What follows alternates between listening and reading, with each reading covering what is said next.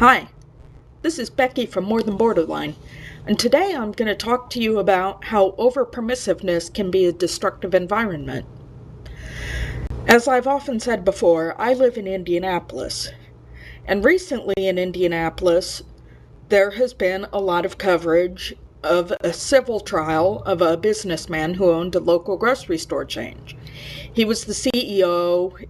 The building literally had his name on it. And he lived a life of excess comparable to what you've seen on Wall Street. He had 5 mistresses. He had an annual hunting and fishing jaunt up to Alaska at company expense, even though none of the company's stores were in Alaska. And he spent about $50,000 in a jeweler in New Mexico and said he couldn't tell you what it was for because he'd probably forgotten.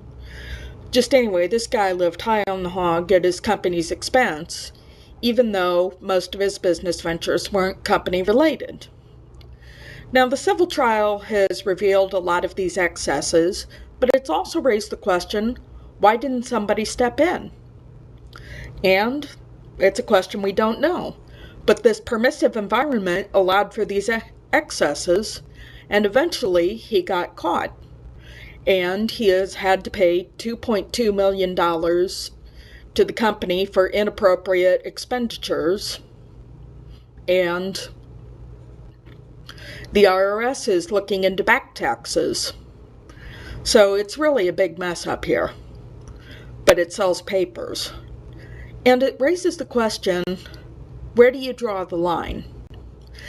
This company was found equally liable for his expenditures because they never set any limits on him. They had no code of conduct that he signed on. And he said that even if there was a code of conduct, as the CEO, he wasn't responsible for it. He had nobody setting limits on him. And it led to his destruction. It led to public humiliation when he was caught. It led to him having to repay $2.2 million. Million. Think about that. That's more than I've made in my life. He's had to pay $2.2 million to his company, which has since been sold. And he's basically been hoisted by his own petard because nobody set limits on him.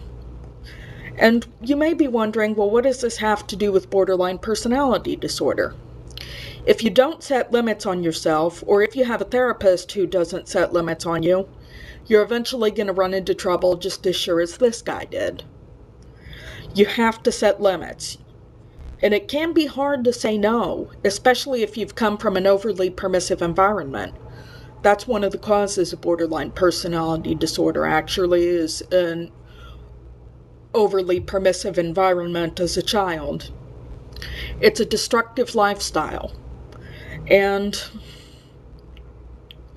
you've got to set limits on yourself. How do you do that? You start small and you work your way up. If you know it's wrong, don't do it.